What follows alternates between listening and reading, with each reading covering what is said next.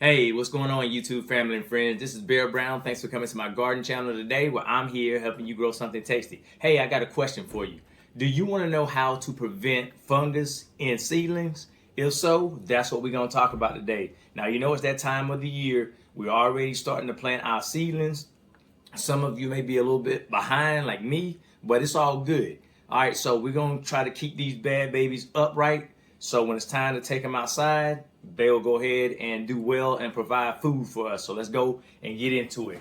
All right, the very first step, you want to make sure that you water from the bottom.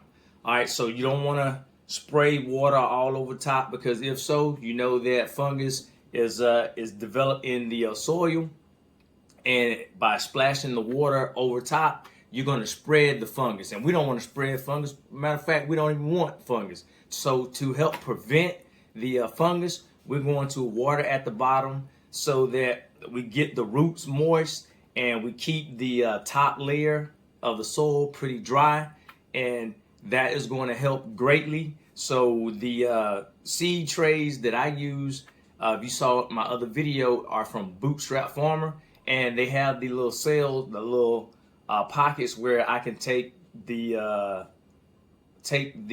pot 1 cup out, and I can go ahead and start to a water from the bottom, and I can, when it fills up, just set that cup in, and all the water will be displaced in the entire tray, and therefore I don't have to worry about splashing any fungus from my seedlings to seedlings. And that is going to make my plants happy, and it's going to make me happy too, because I won't have to see any of my plants leaning over and dying off. Because trust me, seeing your seedlings, especially with dampening off, once that happens, sets in, you can't prevent it. All right, so just keep that in mind. And these strategies are going to be focused on dampening off, but they're also going to focus on other fungus that may strike your seedlings as well.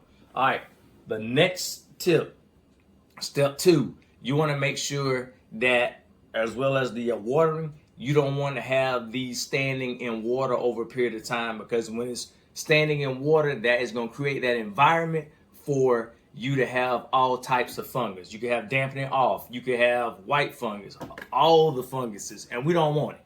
All right, so just make sure you don't let your seedlings sit in water over a long period of time. So you want to be mindful how long you have your seedlings in this water before you dump it out. And don't water every single day, because if you do, you are inviting the fungus, and we're not trying to invite the fungus. All right, the next step, step number 3, you want to make sure that you have airflow. All right, airflow is going to help you with the circulation, and you want to make sure that you don't have that environment where the fungus is going to take up, because the airflow is going to dry the top layer of the soil out, so that you don't have to worry about the white fungus as well as dampening off. And so to achieve that, you want to make sure you get a fan. All right, so this is a fan that I got a year ago, and you can just when it's time to charge it, it's a chargeable fan. I just put the cord in for my computer and let it charge. So what this is going to do, it has a clamp for your to put on the grow rack, and all I had to do is mash the button, and I put it on the lowest setting. And this is also going to strengthen your seedlings, get them strong for being outside when it's time to go out and to deal with the elements.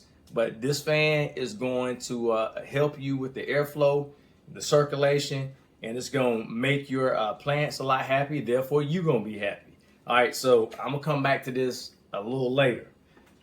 All right, so just make sure you get a fan. Oh, and the things that I use, I will drop them on my affiliate link for Amazon, just to make it a lot easier. I believe that fan cost me about $12 or $14, and that one just went out. So not out, it's not up on Amazon, because I was looking to purchase another one, but I did find another one, but it's black, basically the same as that one, and it works the same way. And I'm already ordering 2 more, and so I will leave that in the description for you.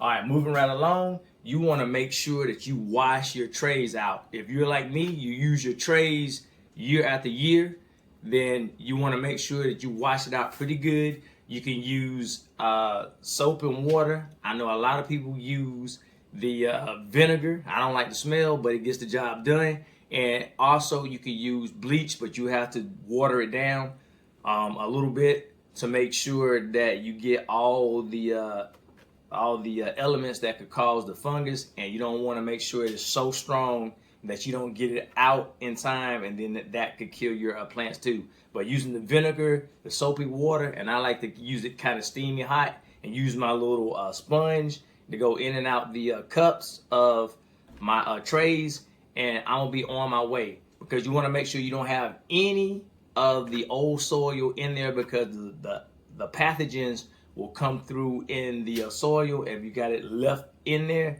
then you're gonna have issues. And also about the soil, this is what I would do. I wouldn't reuse my potting soil. I know some people are, I guess, are able to reuse theirs, but I just would stay away from it. I just keep getting new soil, because I want to make sure I get my seedlings out, get them grown up so I can put them out.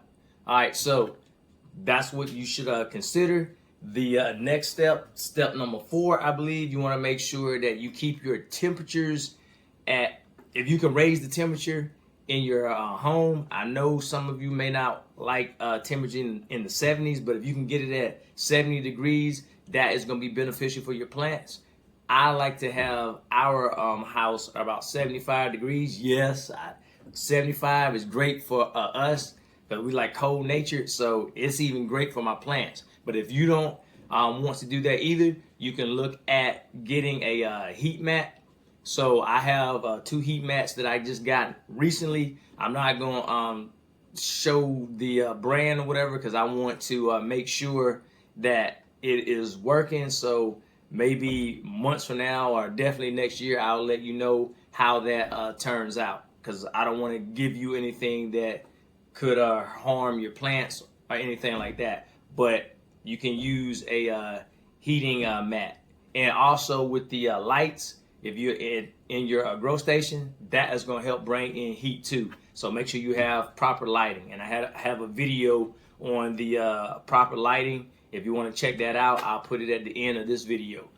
All right, I believe this is step number 6. I think I ran 2 together. But after you plant your seeds in your trays, ground cinnamon is a game changer. I've been doing this for the last 2 years, and it has kept a lot of the fungus down, even the white fungus. So I would apply that over the top and coat the top of it. And when you're watering from the bottom, if you notice you let it stay there too long, it gets a little too wet up top, go ahead and reapply it. This is gonna help. This is it has fungus, anti-fungus properties with it, so I love using it.